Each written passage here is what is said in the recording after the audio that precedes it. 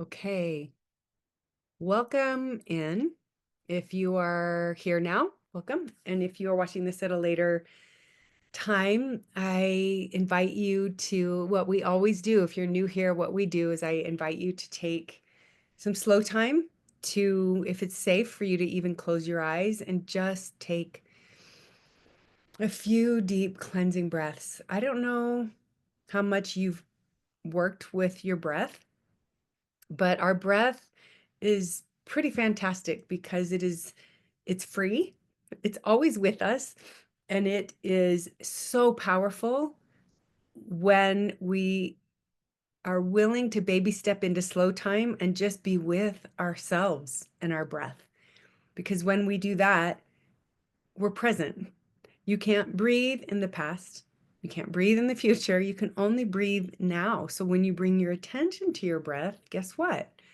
There's this gift that's given. It's called presence. And it's so sweet when we're not pulled energetically to past stories or even worrying about the future and what's going to happen or what could possibly go wrong. So I invite you to just take a few deep cleansing breaths. And when you do it with intention, it becomes even more powerful. When we do anything with intention, it becomes so powerful because we are literally, we can, with intention, bring in new energy into our body, into our cells. We're breathing in the energies that support, that are abundant and loving and compassionate. And we breathe that in with intention. And then with our exhale, we get to release what no longer serves us, the burden, the excess, the static that's living up in our mind. And so when we do it with intention, it becomes really, really powerful. And I invite you to experiment with that a little bit. The other thing I invite you to do is to do a quick check-in.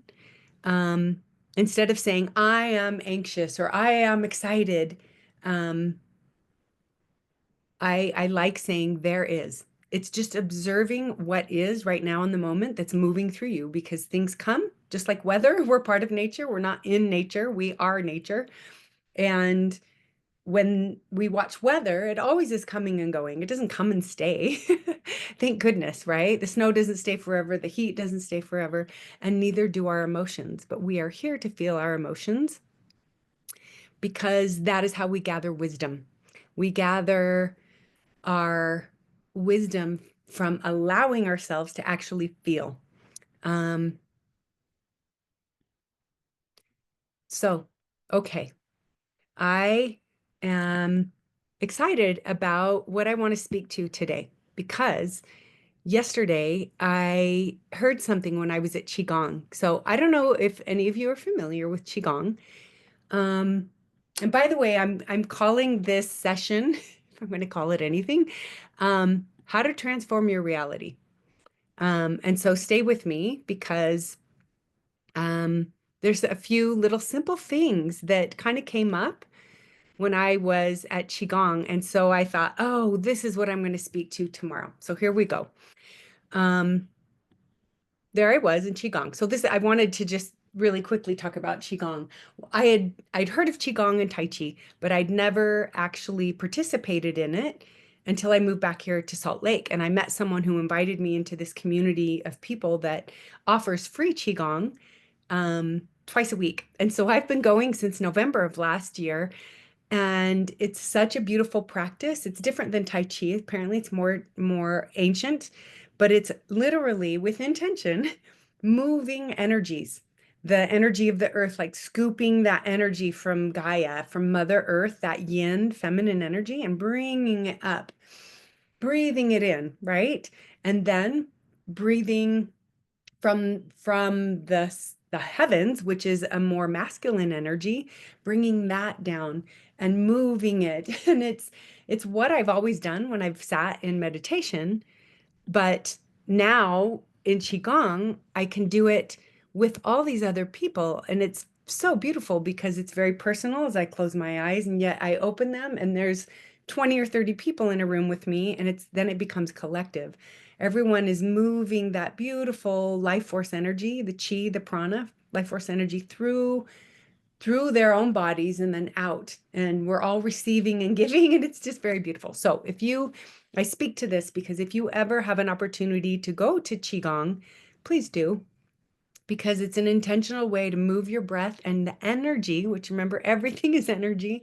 And so when we're paying attention to the energy that is all around us all the time, and with intention, bringing it in and releasing what no longer serves us, it can just watch the synchronicity start to happen in your life. Right now, we are at the very tail end of eclipse season.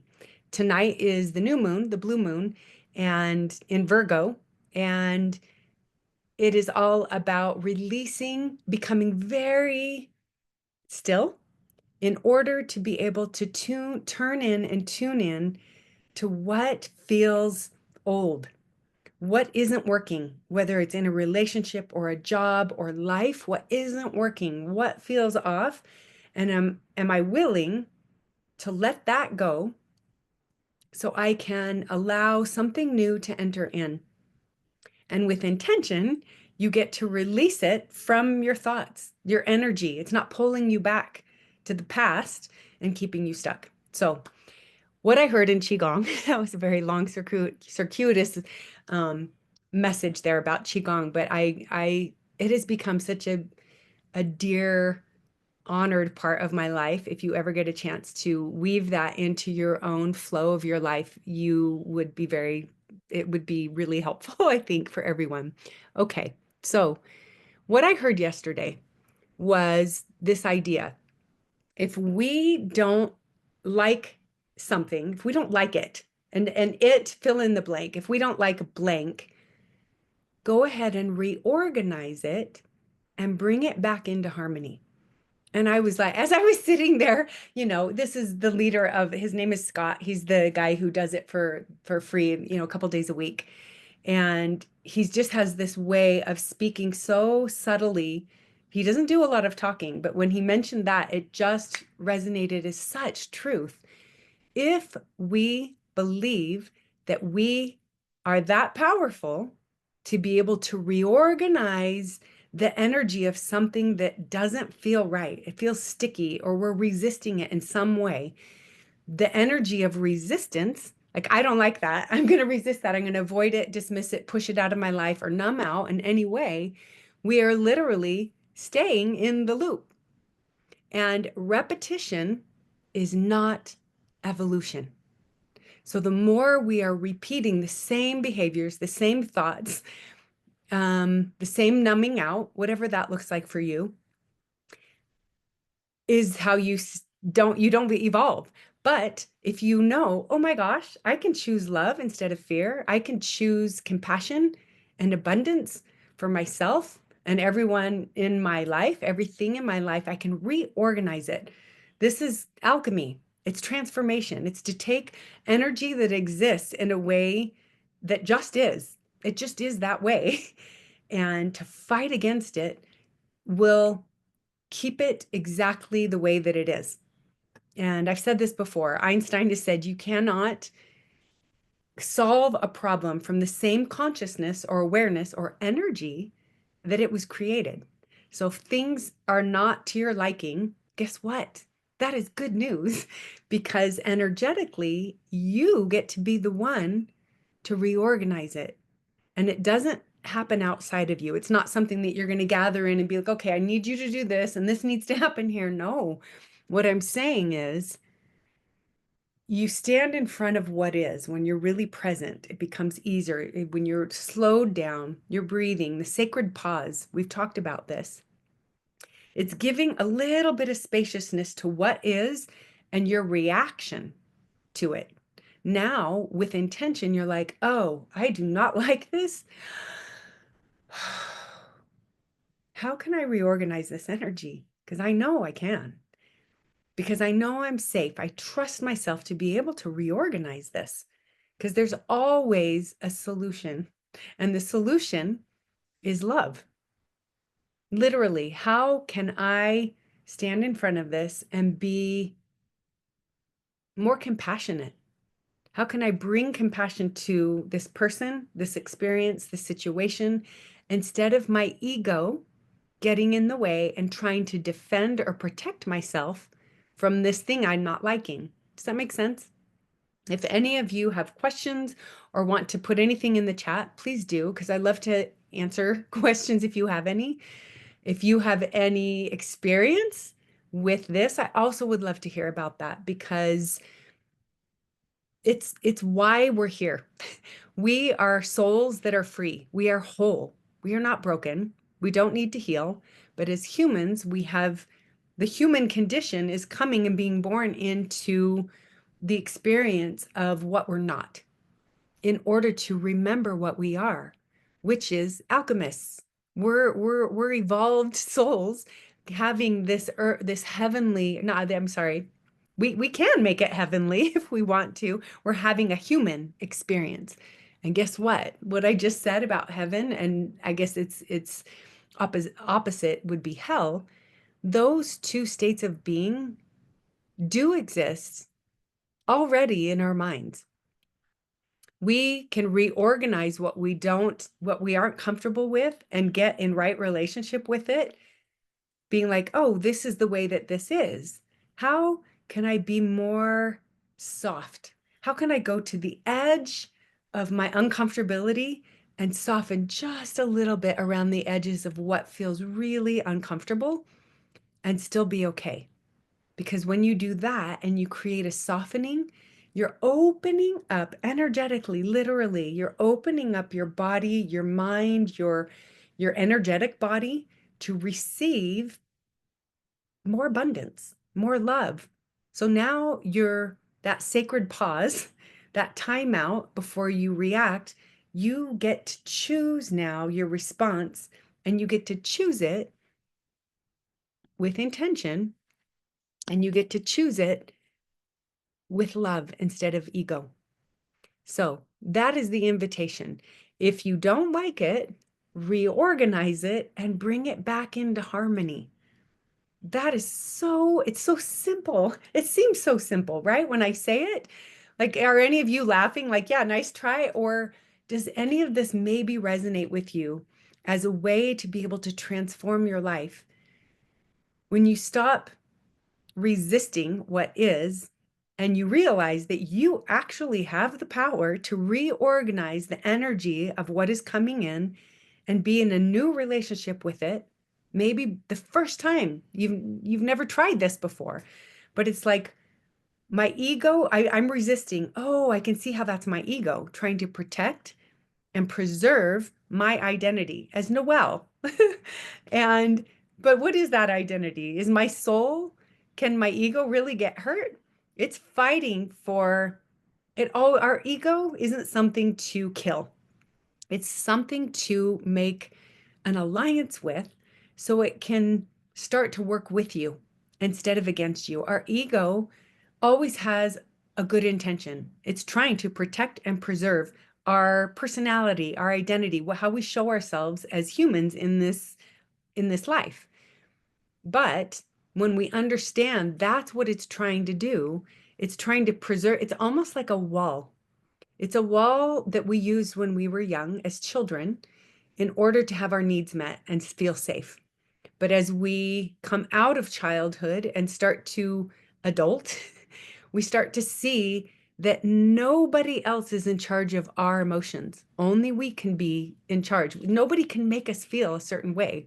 Oh, they said that. So therefore, I am justified. This is what the ego is saying. I'm justified in feeling angry or hurt or sad, right?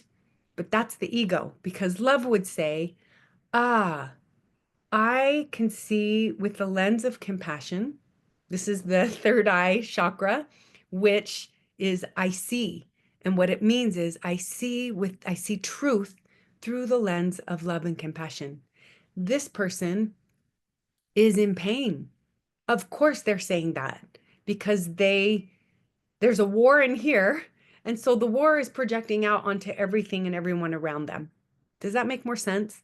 So when you see people who are really angry, really hurting, they have a behavior that is being projected out, whether it's gossip or stirring up drama or um, saying passive aggressive things or being not kind, um, it's because they have a wound. It's almost like going up and trying to help what if an animal had or a dog had its paw in a trap and you went up to try to help it. Would it lick you? No, it would probably bite you, even though you're trying to help it or you're being kind and trying to be compassionate. If it tries to bite you, it's because it's in pain. People are the same way. If we are in pain, what is our first animalistic primal response? It's to protect and preserve. So we will bite whatever is around us in order to wall up and feel safe. So when we are willing to say, "Oh, I can see I'm resisting this. That's my ego trying to protect me. What would love, how would love respond to this? I can take this old energy, I can bring it in and reorganize it with compassion and bring it back into harmony. Our true natures are to be abundant and compassionate and gracious and kind and all those things that make us feel aligned with our true nature. But guess what? Here's the secret. We don't have to, we get to do it with ourselves first. That is key. When we are so focused on giving to everyone else, I know there is a saying, and people say it, and I do believe it's very beautiful, but I think it's maybe backwards. Do I dare say it? I'm going to say it. When you walk into a room, it's so beautiful when you can say, instead of saying, "Here I am," saying, "There you are," right? That is beautiful. And I get that. But it's really counterintuitive to come in and say, "There you are," if you've never said, "Where am I? Who am I? What am I? What is my true nature? Can I turn in and tune in with abundance and love for me first? So then as I go out into the flow of my life, guess what? My perception, my lens is not muddy anymore. It's my paw isn't stuck in a trap, right? My behavior is not guided by my ego trying to defend myself anymore because I have created an alliance with my soul, with myself, with my true nature. And now I get to go out and share that love with everything in my world. And that changes everything. Okay, so I'm just going to read a couple of my notes here. Life doesn't, so this is about like grounding in the teaching of reorganizing kind of sticky or gross energy and bringing it back into harmony with intention inside here, not talking to anyone about it, really just doing this as an inner work that will light you up from the inside out. But it's life doesn't have to be endured, it can be reshaped. Think about that. We don't need to be suffering because our ego is living large in our lives. If we've never been aware that our ego is usually just like reacting in fear all the time, when we can slow down and be like, "I am so tired of being a reactionary person or believing that I'm a victim and that I'm suffering, that life is suffering and then we die." Guess what? Everything is energy and it can be reshaped by you through love and compassion for yourself. The one that's feeling triggered, all of life, think of it. This is a game changer when we start to understand and believe that all of life, all the time, every experience, every person in our world, think about this, is always showing us where we're still not free. If we are reacting and triggered by every little thing, slow down and pay attention.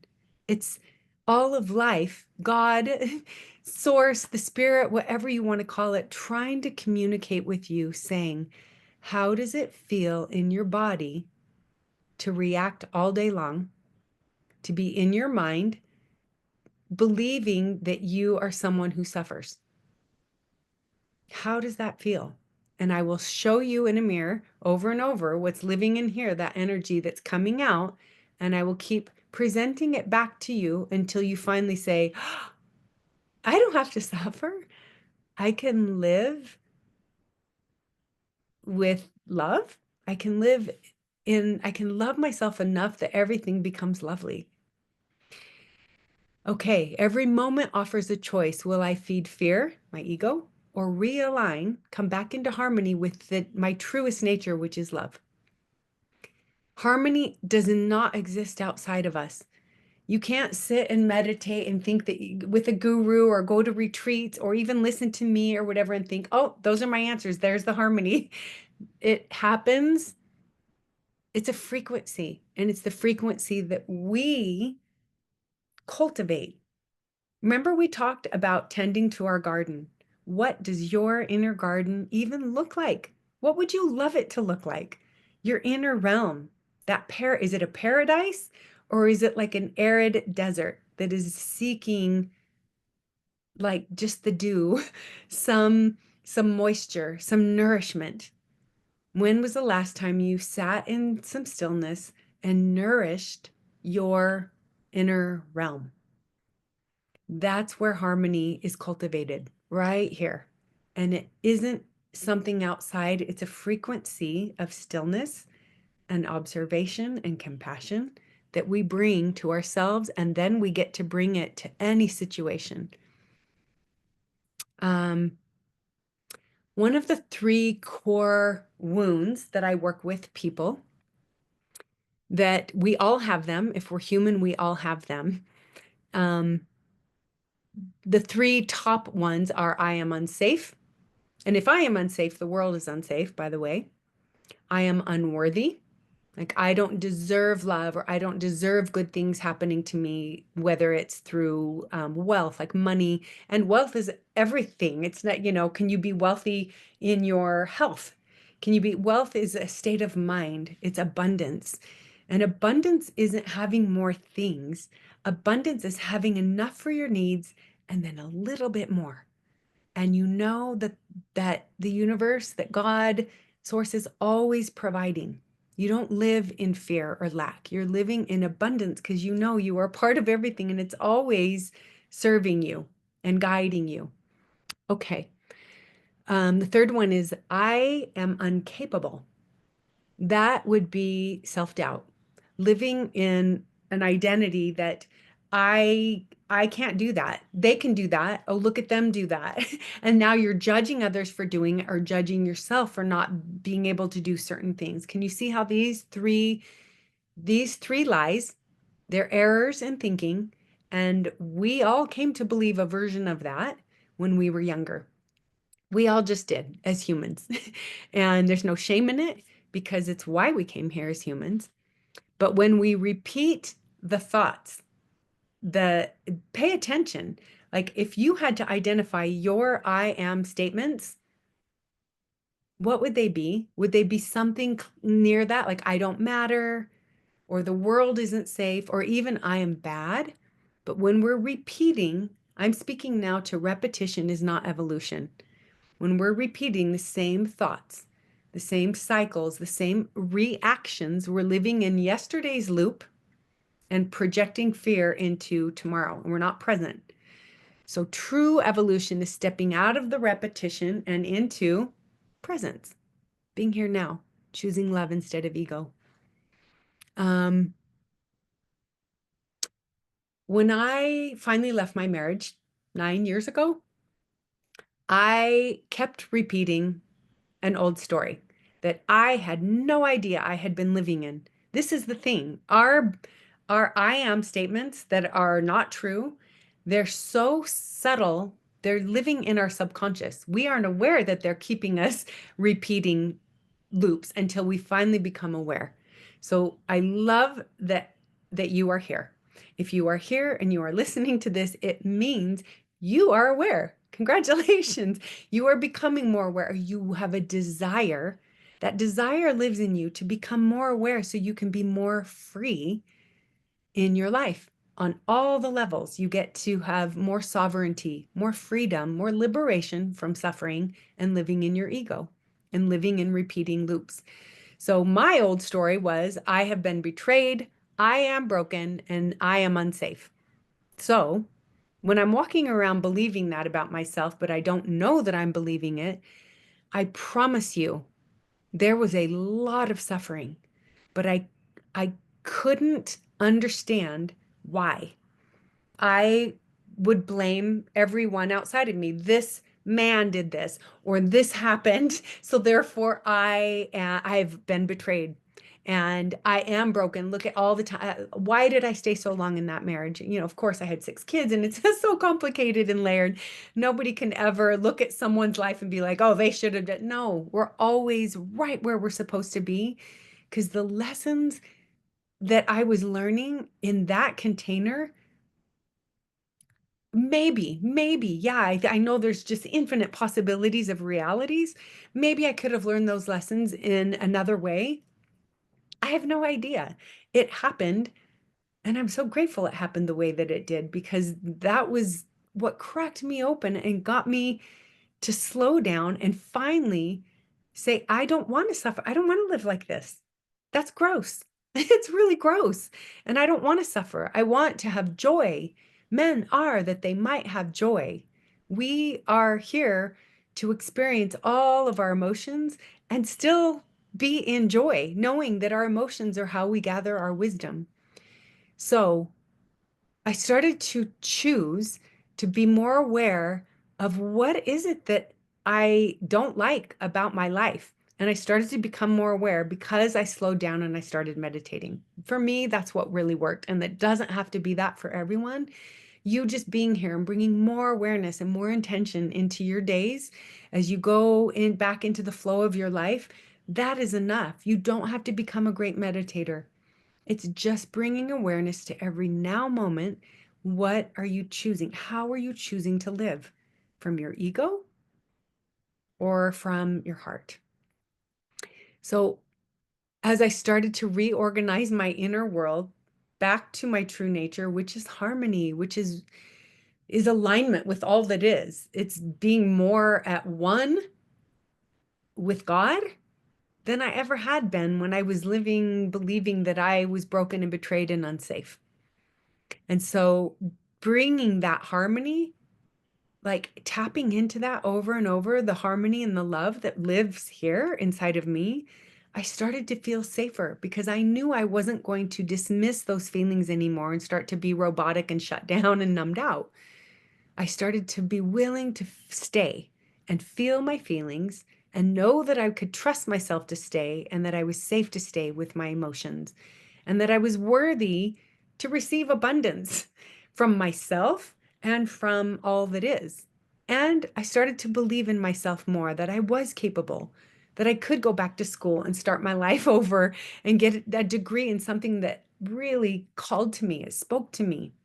This the things that I have learned, the things that have healed me, have shaped me in such a way that I'm like, oh my gosh, why wouldn't I want to share some of the things that have healed me in the most deep way? So, of course, I didn't change overnight, but I chose again and again to be aware of, oh my gosh, I can see that I'm still feeling that way. How can I take my power back to choose a different way to be in relationship with my life? Okay, there's a story, or like it's really kind of an image, a story in Buddhism, where there's a teaching about the second arrow, and the first arrow is life. There is suffering in life. There is pain. This is what Buddha speaks to, right? And that's inevitable.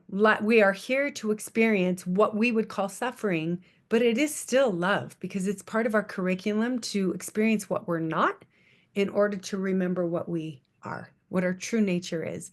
So the first arrow is just life happening, right? It's gonna be painful sometimes, and we're gonna sit with it and get in relationship with that in a different way. But the second arrow is the suffering that we create by repeating the story, by piercing ourselves again and again with the belief that suffering is our nature, and it is not. So repetition is that second arrow. And evolution is putting the bow down and saying, I get to choose. I literally get to choose who, like the choice of coming back in alignment with who I truly be. And that is everything. And it seems really simple. And you guys, it is. It is. It's actually really simple. I'm going to ask you a few questions here. And you can, if you want to answer them in the chat, that would be great. If you're doing stuff and can't, I understand that too. Okay. The first question is, where in my life am I repeating an old story instead of evolving into a new one? Where in my life am I still repeating an old story instead of evolving into a new one? Here's a radical idea. When you start to study quantum physics and the truth about the foundation of our reality, it's all energy and it's all perception. The energy of belief.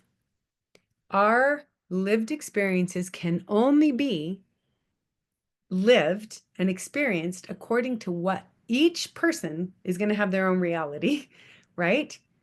You can't take your lens off and show me what your lived experience was and how you react now. You can't give that to me. I can't give it to you. There are as many paths as there are people. And so your belief in the way that you grew up, that it was horrible or terrible, or that shouldn't have happened, or my parents were this way, or my, my, I don't know, whatever it is that you feel a victim to, because this happened, therefore I am this way. That's just how I am. No, actually, that's your perception. When you start to clear the lens of your perception from ego or victimhood into compassion and love, and you get out of the weeds and come up to this higher perspective that, wait a minute, could it be that all the things that happened in my life had a purpose? And it was to guide me and evolve me into one who remembers her true nature, which is love. And everything, and when I believed that, everything is just an expression of love, even suffering at that point. Because what have you learned in your life through some of your deepest suffering? Maybe you're still in it, and maybe this is hard to hear.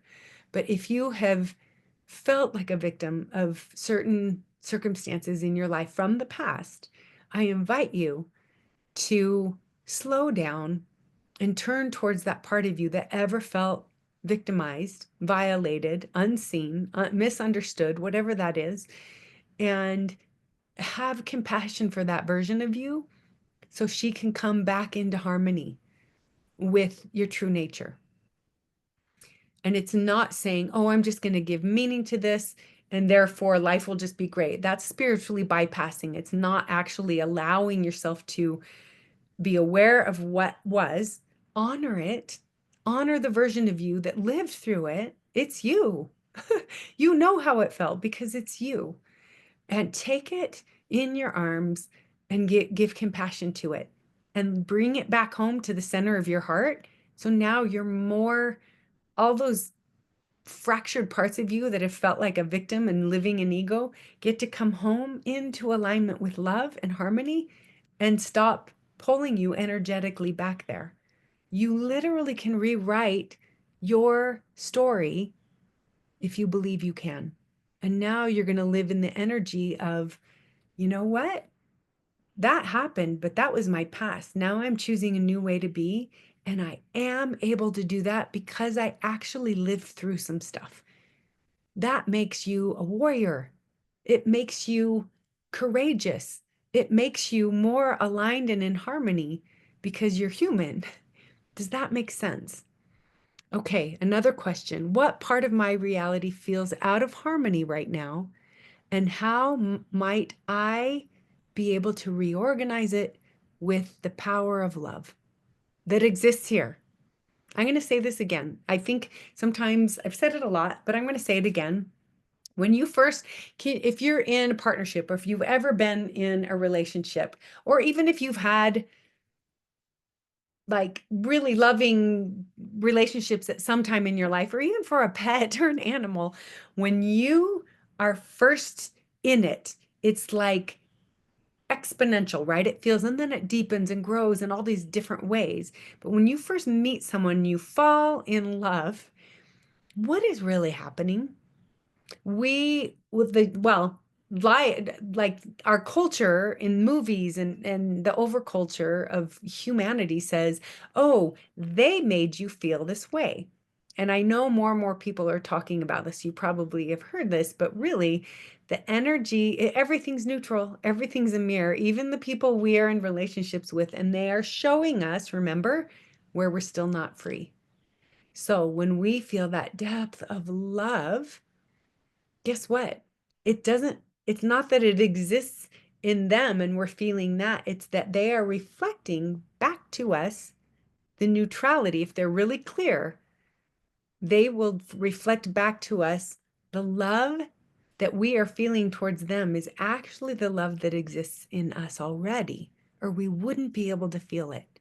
The same goes for anger and joy and bliss and jealousy and all the things, but love most especially.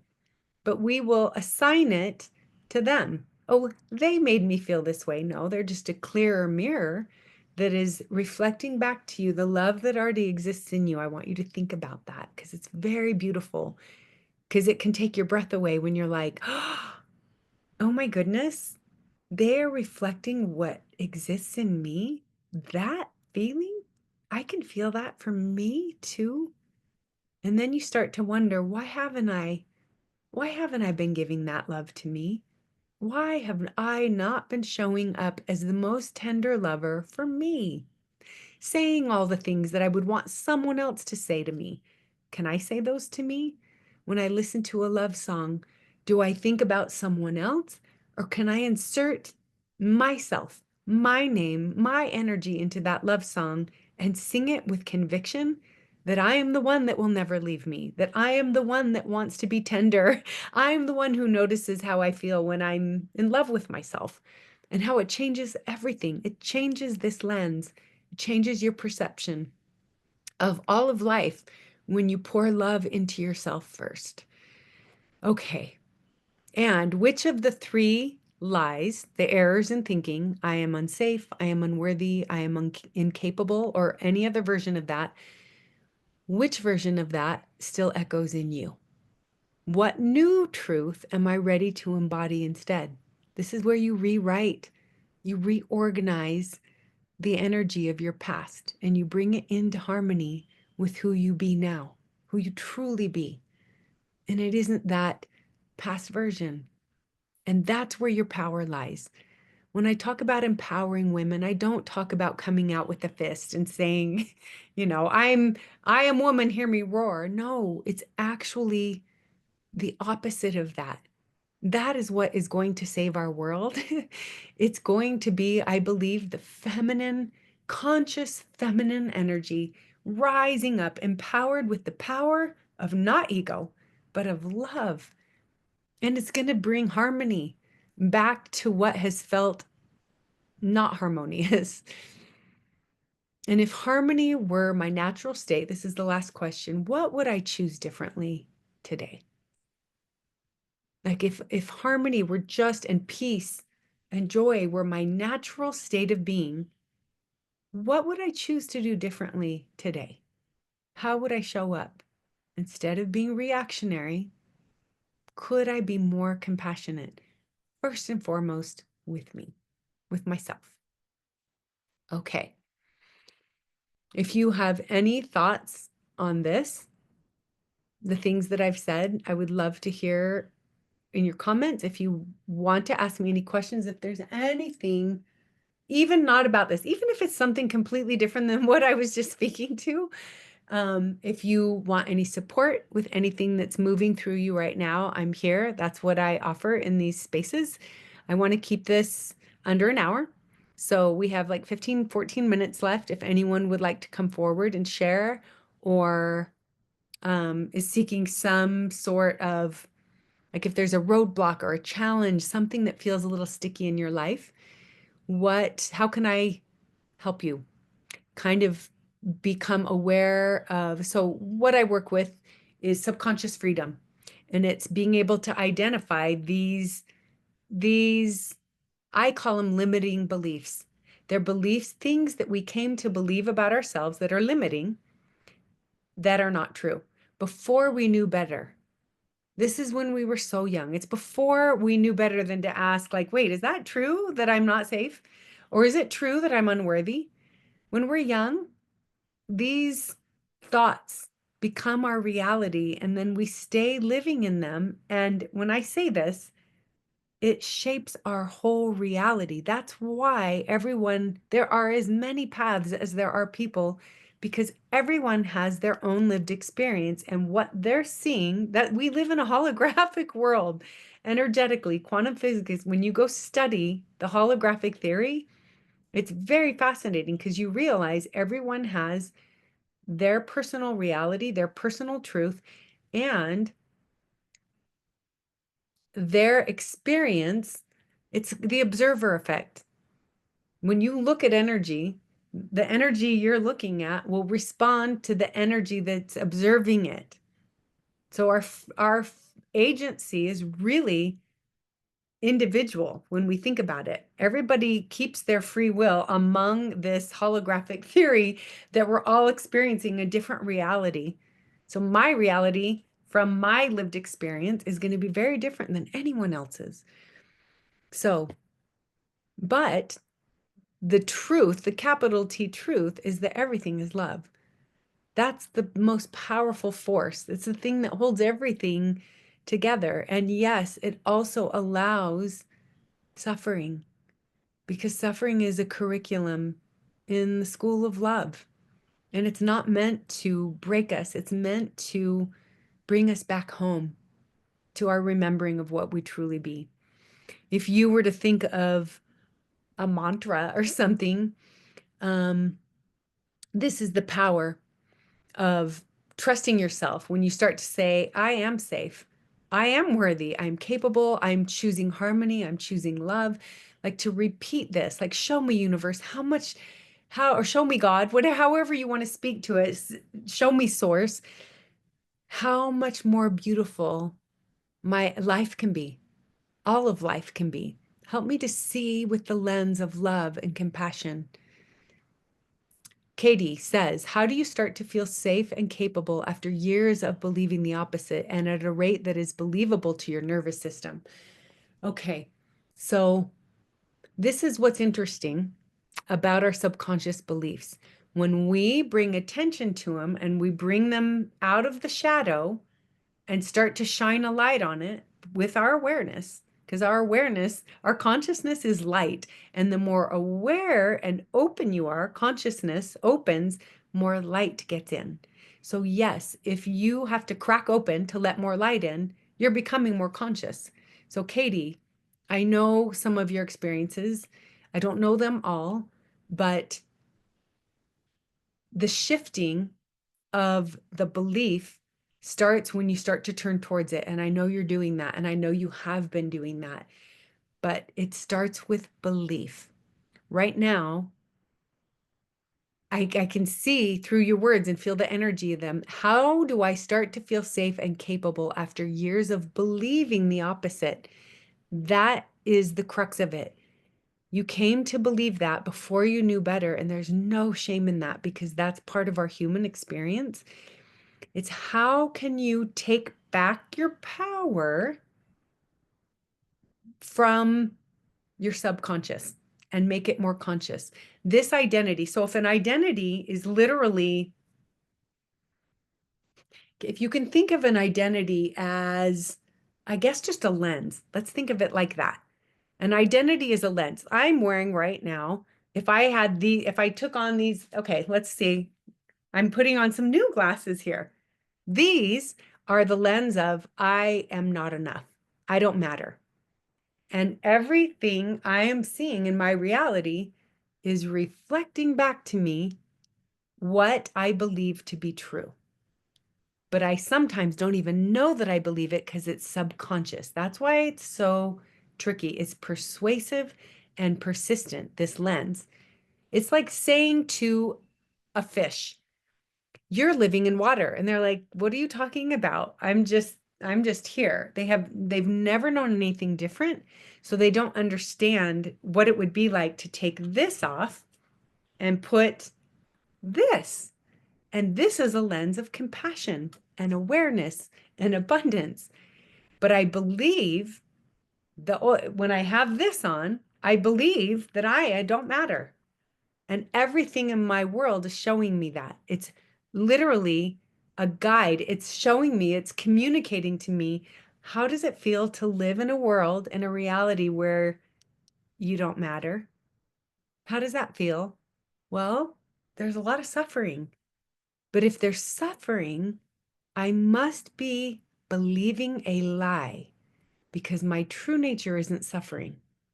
I am not sent here to suffer continuously. Yes, I think we're here to experience life as a human, and there can be suffering in that. Yes, there's no doubt. We all have felt that for sure, for sure. But when we keep believing that that is our true nature, then we will never be able to take the lens off. So, Katie, you saying, how do I start to even feel safe, that I can trust myself and capable after believing that I'm not? It's as simple as changing your belief. And it starts by turning towards the part of you. If I don't know how much time you have here, but we can go through. I would love to ask you right now, that is your problem. That is the challenge. You're like, how do I do that? Okay. And even my nervous system won't believe it because it's lived in a dysregulated, um, in the sympathetic limbic system of fight or flight instead of the parasympathetic, which is rest and digest, right? I don't know how much you've been able to live in rest and digest and just like be in your parasympathetic where you're just not fighting for your life in survival mode.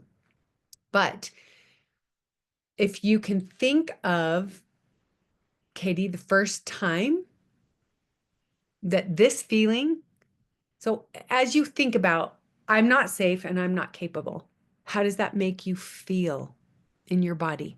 Like, what emotion does that bring up when you think about feeling not safe or capable for all these years?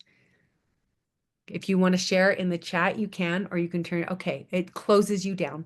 Okay, maybe so closed down for sure. Do you feel numbed out sometimes, or robotic, or disassociated, kind of out of your body?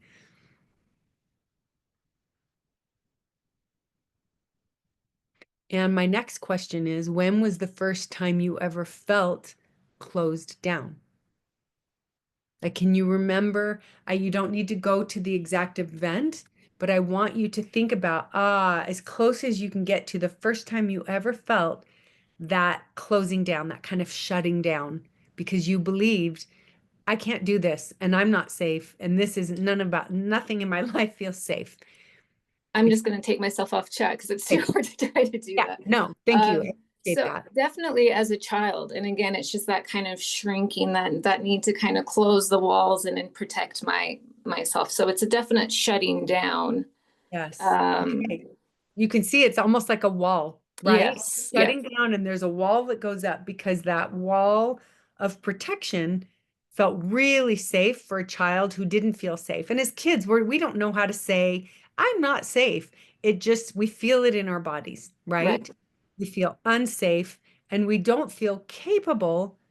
Where do we turn for safety? Surely it's not going to come from here because as we're young, our whole world revolves around our caregivers, right, right? The people who are older than us and taking care of us. And if they aren't safe, we have woven into our belief system that life isn't safe. And surely we aren't because we're living in this existence, right? And right. there's so many iterations of that. We all have our version of that.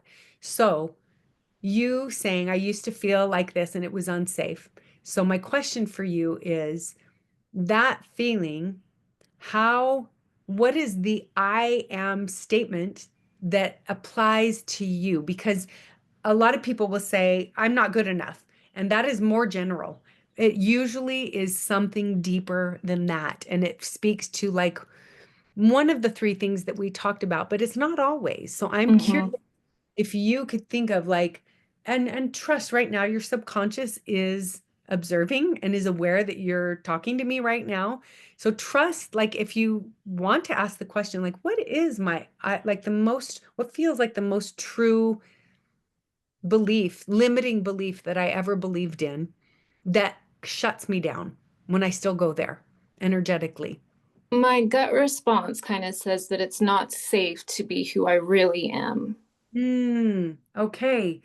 Okay. This is actually really beautiful, Katie, because this is a truth. And I've spoken to it before, but you haven't been here as many times. So our primal wound isn't so much, it is kind of, we have this unspoken agreement with our parents before we have words.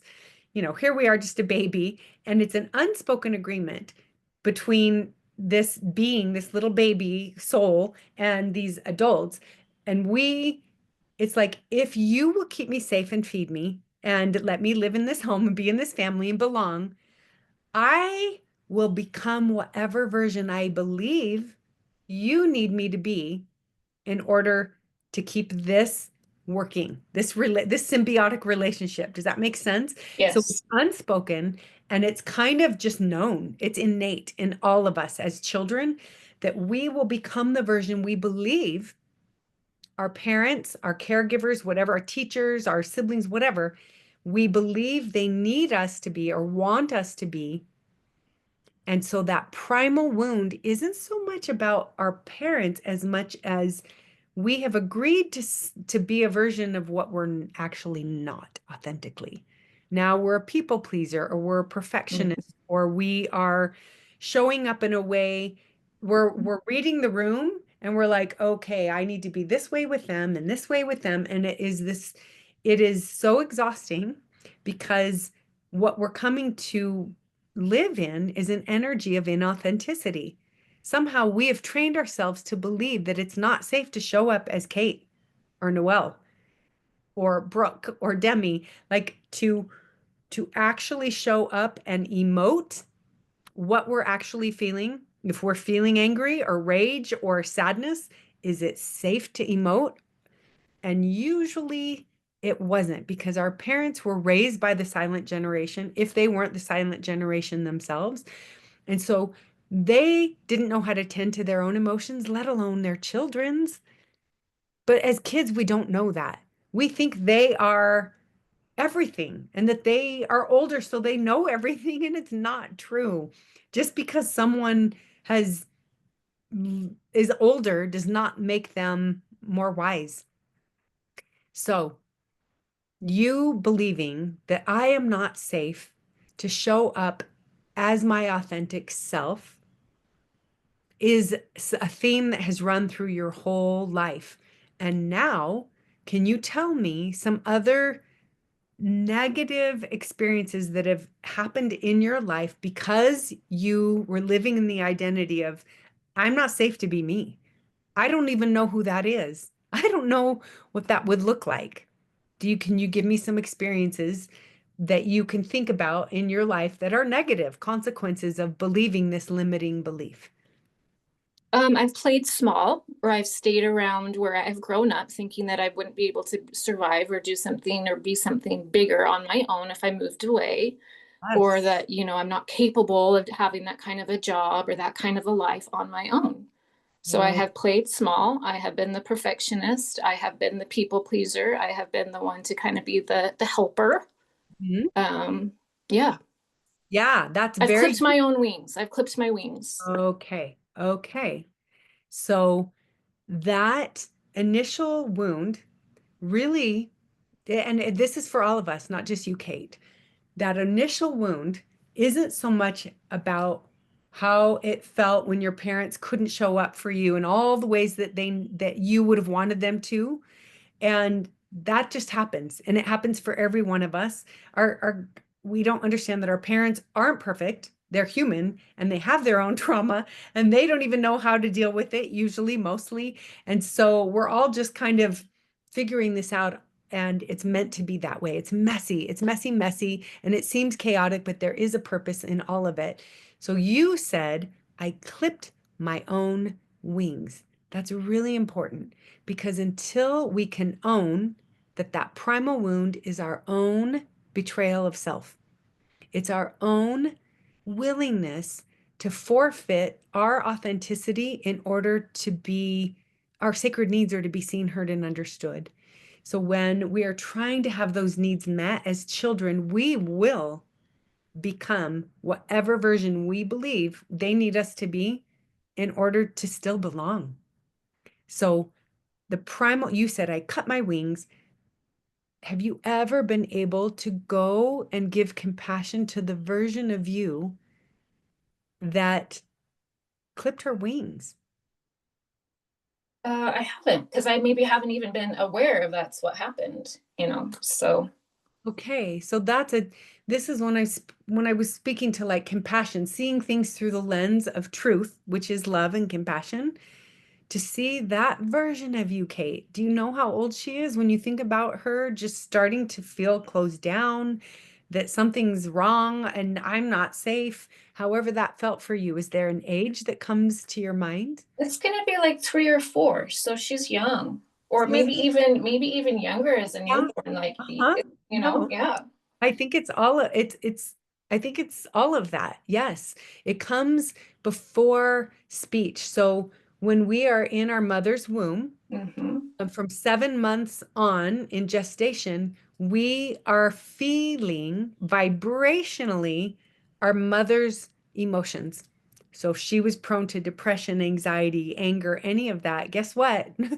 That is our baseline. We have felt it vibrationally before we are born. And then after we're born, from 0 to 7 years, we are emotional sponges. We're just energetically watching and observing, right? Whether we're like toddlers and putting it in our mouth, trying to grasp, like, what is this world that I'm in, this three-dimensional world? And we're taking on the emotions like little energetic sponges of everything around us. And so when we have vibrationally felt things and emotionally felt things at such a young age that we didn't have words for it, it's really hard. It you can't you can't talk about it. You have to feel it in order to release it, to heal it, right? That's how you step into your power, is going back to the version of you that first felt this way, and maybe all the versions, the one that was in the womb, in utero, that felt some sort of way. And then the one that was so young that didn't have words. And you sit with her and you actually have compassion for her and say, of course you came to feel that way. Of course you felt unsafe. How could you not? And you speak to her in that way with so much love.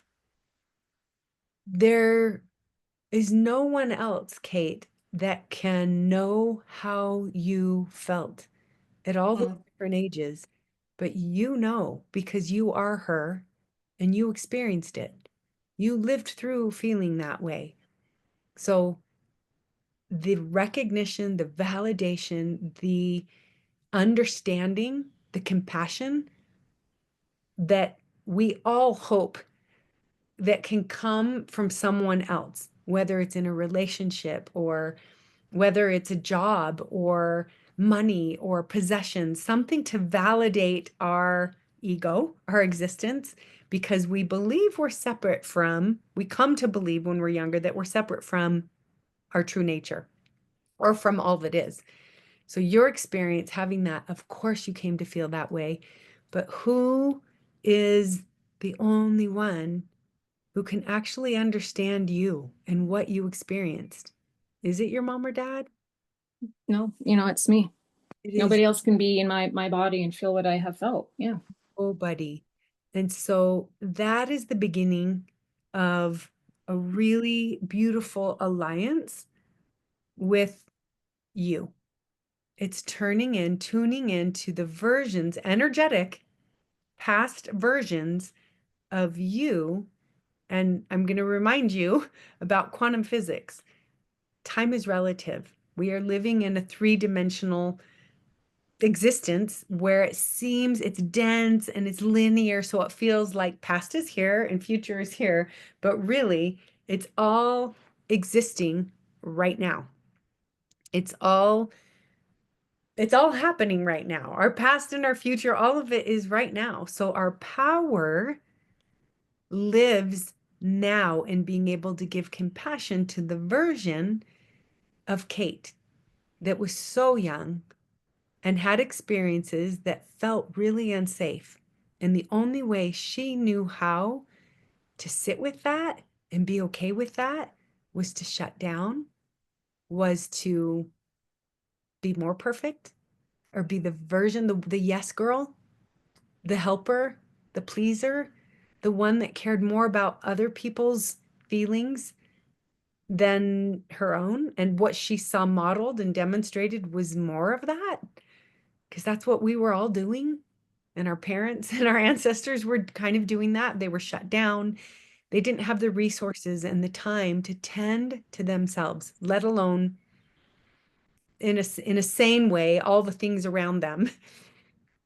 And so we learned that's the way. That's how you human. And it's not.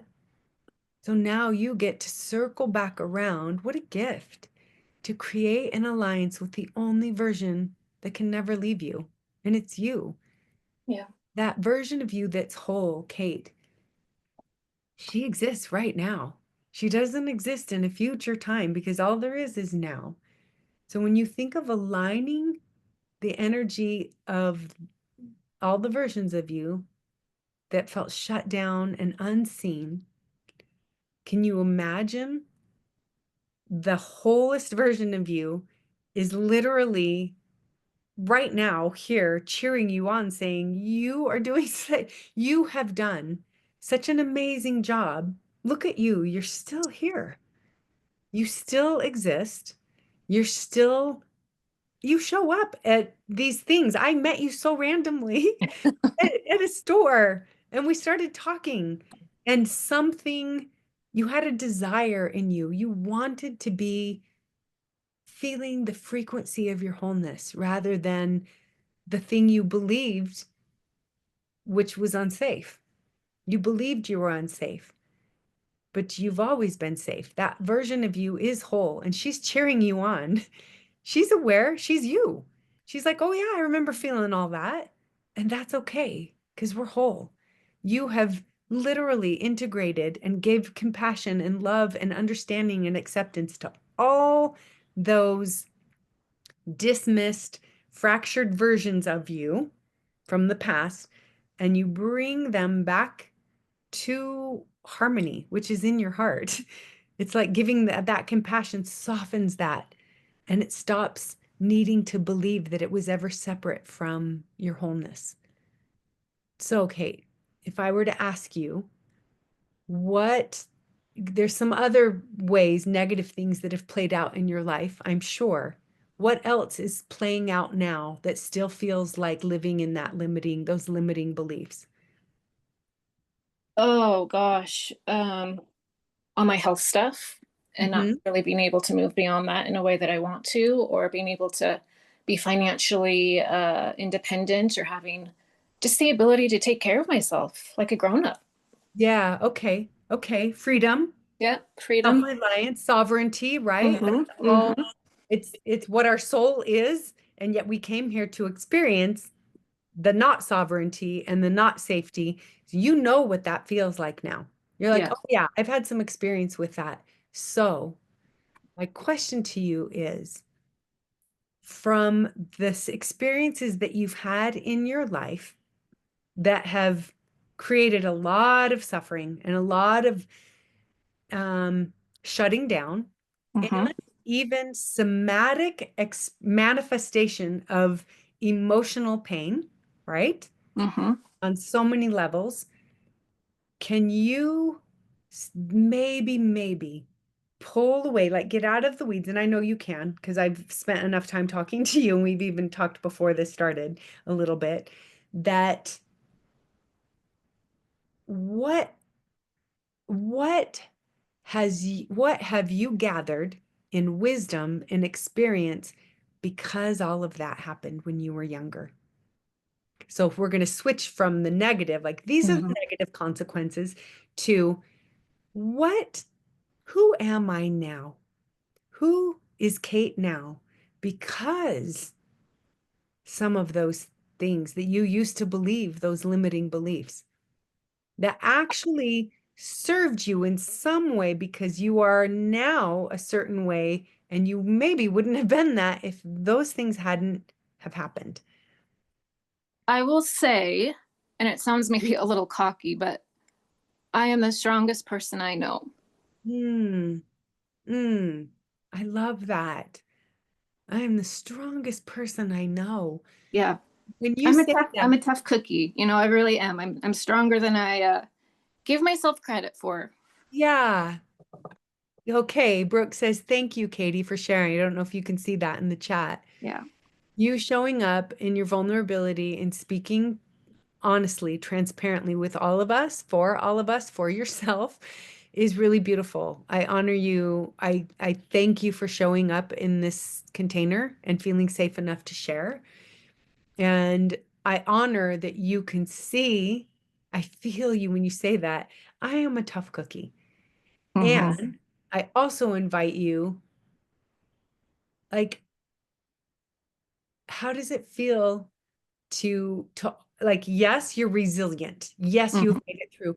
What would it feel like? Well, before I get there, I want to ask you also if you could go way up out of the weeds and get the highest perspective, like a soul perspective. If your soul orchestrated, just stay with me here as just like, what if your soul orchestrated all the experiences, the family, the physical things that you've been living through, the illnesses, if your soul orchestrated all of that for your soul to actually learn and expand into a lesson because of all that, what would you say your soul has learned so far from all that has happened in your life, all of Hmm. the experiences? Um, I always try to go with my gut, and sometimes it's hard to feel that, but that it's okay to maybe evolve and be different things, and you don't have to stay in one version, and it's okay to be a different one, and the Mm, change is okay, and it's the way it's supposed to be, and mm, you yeah, know, I could probably dig around a lot more. yeah, Um, I love all of that because of what the threshold that you're at right now in your life. That is really beautiful because there is a lot of unknown. I mean, let's be honest. Do any of us have our lives figured out where we're like, okay, this is going to happen and my future is going to be this way, right? right. When we live in a state of a surrendered state, surrender being that everything is okay that happens because I trust myself to be safe with whatever is coming, that I don't need to continue to believe that my painful past is going to inform my fearful future. Because Hmm. living in either of those states of being, I've lost my power because I'm Yeah. not present. I'm living in two illusory states of being. We can only be in two states of being. We can be in resistance or we can be in acceptance, surrendered. That's it. We can't be anywhere in between. We're either resisting what is or we are in harmony with what is, even if we don't like it. That's how we get to reorganize that energy and bring it into harmony with the harmony that exists here. Things don't always have to be peaceful out there for us to have peace in here. If there's a war in here, I promise you what's happening out here is just showing us, yeah, there's a war in there. How does that feel? And when we finally crack enough, we're going to say, I can choose. So, Kate, I hear you saying, actually, I'm pretty tough. I've lived Mhm. through some stuff, and here I am. And maybe I came here to evolve and come to understand that life is actually my ally. It is benevolent because it's always showing me where I'm still not free. And if I'm willing to look and see the ways that I'm not free, then I'm choosing love because love always will guide us back home to the love that we are. We are one with it. We are it. And so when we start believing that and testing that theory, which you are, Kate, look at what you just said. I used to shut down. I now am standing at a threshold where I am choosing to say, I have done deep inner work. I've been working on myself for so long. And yes, I'm going to continue to give compassion to all the versions of me. You said that's kind of still a new thing. So it's a gift that you're like, oh, I get to give that to myself. Yes, you do, my dear. We all get to give that to ourselves. And that is our power. And so now you stand in front of life and you're like, you know what? The more I love on me, the more I trust that I am going to stay right here and love on me no matter what comes. And the unknown, the future doesn't feel so scary because you know you're not going anywhere. You're staying here to tend to all the scared parts, all the fearful parts, all the parts that want to shut down and believe the old way. But then you step back into your power in every now moment and you're like, oh, that's right. I forgot. I'm choosing love. I choose love every time. I choose me. And I'm going to stay here and I'm going to feel these feelings for a bit.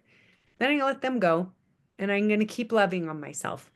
And really, it's as simple as believing that you can love yourself.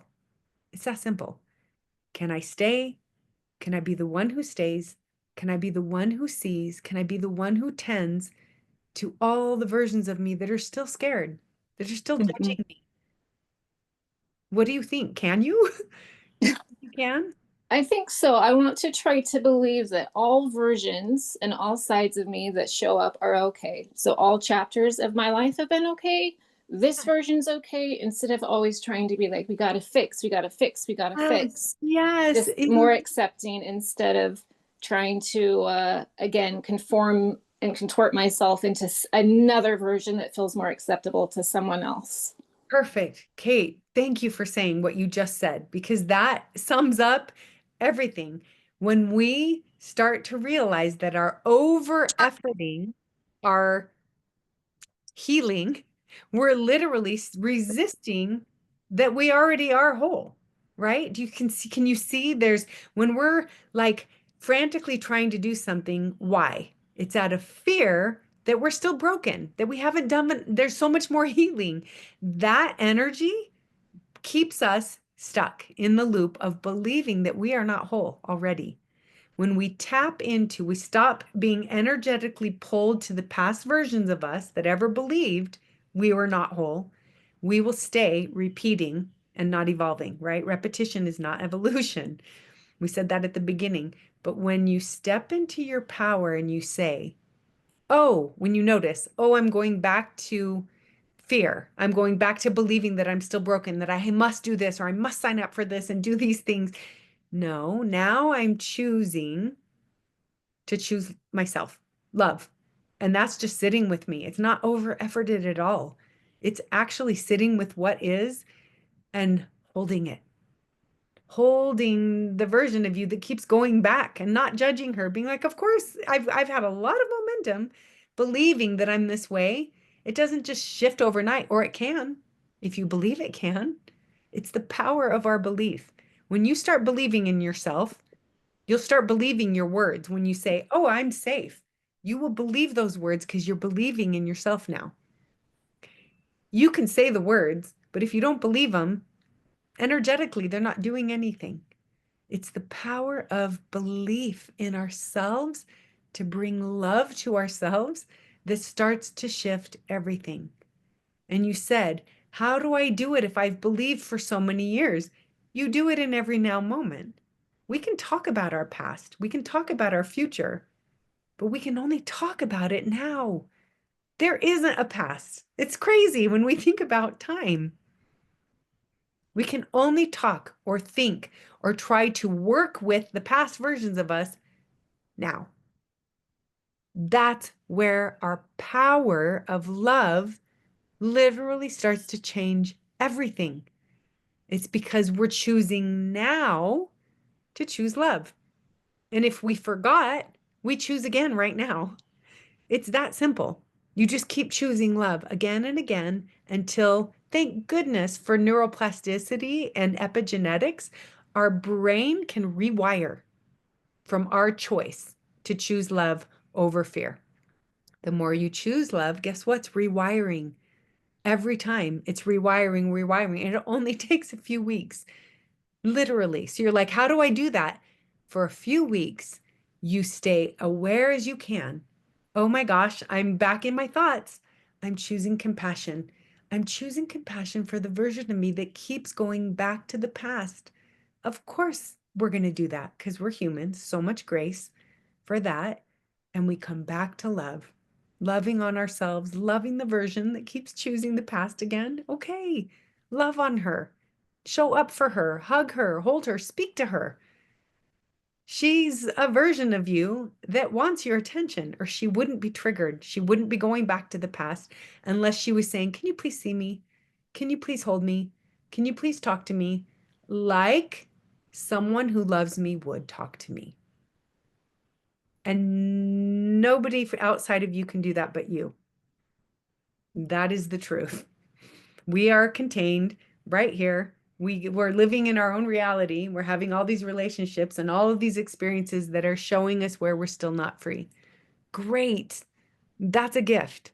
That is not punishment. I promise you, that is a gift from life, from God, saying, when will you start remembering your wholeness? This is the grand illusion. Fear is the grand illusion. It is what we are not. And yet, it is our human condition and conditioning to believe it, that we are separate from love. We are separate from God. We are separate from abundance and compassion, and we aren't. I don't know if that helped you. So, Kate, coming back, Very helpful. Thank you so much. Yeah. well, coming full circle here. You you were able to very definitively like say, I feel closed down when I feel this way. This is how I feel. These are all the negative consequences. I invite everyone else to kind of go through this too. What is this thing in your life? What is your I am statement? What have you been living in? What are the negative consequences that you've been living and still notice that show up in your life today as triggers, as feeling unsafe or incapable or not worthy, whatever version of that shows up for you? Get curious. Why do I still believe that? Oh, I'm being shown that I still believe that. Thank you. Now I get to have compassion for that part of me. And then you were able to say, but you know what? I've become so strong and I am resilient and I actually am someone who stays. I may think that I've abandoned myself, but look, Kate, you're still here and you have that awareness, that really high perspective of, wow, my soul must have really wanted to learn compassion, what growth and change can feel like if I trust myself, how safe life can be when I actually trust that I am creating my reality through my thoughts and my beliefs. So, therefore, when I soften my thoughts and my beliefs about me, my whole reality will mirror that back to me finally. That's peace. That's the peace that goes beyond understanding because it lives in here and you can't explain it to anyone. You can't give it to anyone. But when you give it here first, it just ripples out and people feel it and it gives them permission to do the same for themselves because they see and feel you doing it for you. So, Kate, what would it feel like to live in a world where that limiting belief isn't true anymore? It would be a real softening instead of such a harshness. So my body could just kind of relax and let go instead of just holding on so tight, being against like Mm. this version of myself, this chapter of myself, what have you. It could just be again, everyone's welcome. So I don't have to drop the drawbridges. They can always be opened. Oh, I love that. Everyone, every version of Kate that existed, exists right now, Hmm. that will ever exist is accepted. There's no judgment of all the versions of Kate because she knows that all those versions had to exist for her to be in the curriculum of being human, to grow and evolve. And you're seeing it now. The repetition that actually had to happen and occur for you to get uncomfortable enough to make a change. Hmm. It's how it works. Like we came here to we didn't ever make a mistake. None of us ever got it wrong. We were perfectly in our curriculum, on our path, and we're still doing it. We can't make a mistake. How does that feel in your body when you're like, I can't get this wrong? It doesn't matter what I do because I'm always right where I'm supposed to be because there is no timing. No one's ahead, no one's behind, no one's above or below. We are all on our own path. And when I start to judge someone else's path as being good, bad, right, or wrong, then I'm being shown whenever I'm triggered by something and I'm like, oh, they should be doing that differently or whatever. It's showing me where I'm not free. When I'm more aware, I'm like, oh my goodness, if I'm judging something outside of there, guess what? I was judging first. If I am loving everything out here, no conditions on it, just pure love, guess where that started? It started with loving me and not judging me, not judging any part of me as good, bad, right, or wrong, just human. So much grace. And I keep going and I keep going and believing that I'm gonna show up with love and acceptance for all the versions of me that are ever triggered and still unfree, not liberated by love. Does that make sense? Yes. Okay, so I'm curious, like, what if you start to think? I love that you said when I asked you, what would it be like to live in a world where you're free from that limiting belief? You're like, it feels soft. Like I can, maybe I'm putting words in your mouth, but did you say like I can do anything? Like I'm safe to do anything. There's a softening there because you are going to accept and love on all the versions of you that you ever believed weren't worthy or weren't. Good Ah, enough or shouldn't be around anymore, or why are you still yeah. here, or That they trying to be like, couldn't go show up. away. Yes, that you couldn't show up in your authenticity of anger or grief or fear because those weren't acceptable somehow, Right. right? Because those were harder to deal with. Those weren't the pretty versions, those weren't the easy versions, those weren't the, yeah. Yeah. So can you imagine what it feels like when you get to be the one who accepts and loves and doesn't judge any part of you that it's ever existed? Because look at what she's been through.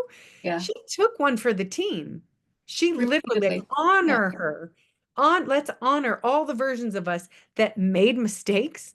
No, there's no mistakes made.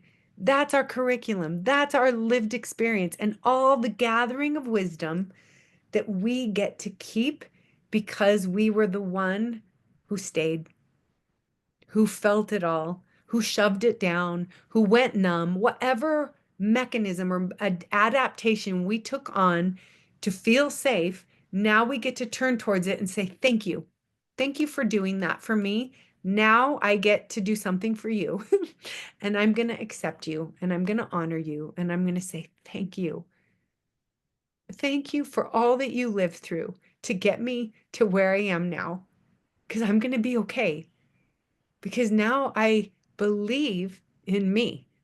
I believe that I can shower myself with love and compassion whenever I'm judging myself or others. It's just compassion for the judger and the judged. All of it deserves compassion. So, Kate, if you had to come up with a new I am statement for what it feels like to be free and liberated from that old way to be, what would you choose? What feels aligned? And again, I'm going to go on my first gut reaction. And this has been so helpful. I so appreciate it, but I have an appointment I got to run to. Yes, But yes, I okay. would say, um, again, this is a gut first gut, is I am enough, which I've never really believed. Okay, So, I love that. So go, and that's the thing. When I work with people, I know you need to go, but that first impression is always the one that comes, and it's trust it, because our deepest self talking, speaking to us, and then right behind it is our mind going, "Oh, I just thought that." No, always go with your gut instinct. I love that you are getting better and better. It's like a muscle you're flexing. mhm. I am enough. And you said you've never felt that way. So think of, I want you to really quickly now, and when you go off into the flow of your life, Kate, what does it feel like to live in a world where I am enough? Like, I want you to literally feel in your mind, in your heart, in your emotions, what it feels like to move through your world, your reality, believing and knowing you're enough. You can't get it wrong. You're never making a mistake. We are always exactly where we're supposed to be, learning what we're supposed to be learning to take us to the next level of awareness and opening to the light that we are, to who we truly be. And we get closer and closer to that. And that is such a gift. So take that I am enough and see what else wants to arrive in there. I am Okay. free. I am I am brave. I am capable. I am all the things. I want you to keep that on repeat and trust yourself. Start to trust yourself that you can love on yourself in a way that no one else has. And that is a gift because not very many people are doing that. So as you give that to yourself, guess what? You're sending a ripple out that gives permission to other people. They'll watch you and be like, wait, I don't even know what's different about you. It's energy. It's the energy of love. That's what you're empowering yourself with. So thank you for being here. We went over, but I'm so glad I could support you. That's why I come and do this. And I do it for free because I love to help people be liberated, to liberate themselves. And then it ripples out and it starts to change everything around us. So thank you, Kate, Thank for you so ability. much. Good luck with your appointments and stay Thank in you. touch with me and keep I on will. repeating.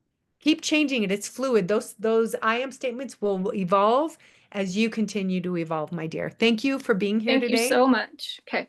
God bless. Thank And you. okay, thank you, Kate. So much love for you. Thank you. You too. Okay, you guys, thank you for showing up here. Um, I'm going to do this again in on what is it? October. I'm going to get my calendar out really quick so I can tell you the next time we're meeting is October 3rd. Is Friday, October 3rd. Next Friday, I'm doing it with the men. If you have any men in your life, whether it's a brother, a husband, a son, a nephew, anyone, a worker, if you have noticed that they are more they have a desire to become more conscious and aware in their own lives, reach out to me and I will send them the link. I love my men's group. They are so present. They turn on their cameras and they're there and they're asking questions and I'm like, what the heck? It's the most beautiful thing. It brought me to tears this last time, and I always have my recordings on my YouTube channel, which is Buffalo Queen. And so if you missed it here, go to my YouTube. All of them are documented, even the men's. If you want to see it, listen to some of those are pretty epic as well. So I am changing my offerings and my message, and I'm changing all of that. So pretty soon I'm going to be putting, I haven't posted much in about a month and a half, maybe even 2 months, because I'm realigning everything to make it more cohesive and clear. But I love you. Thank you for being here. And I love and believe in you. And I am so grateful to be walking this journey with you. Okay. Namaste and so much love for you all. Ciao.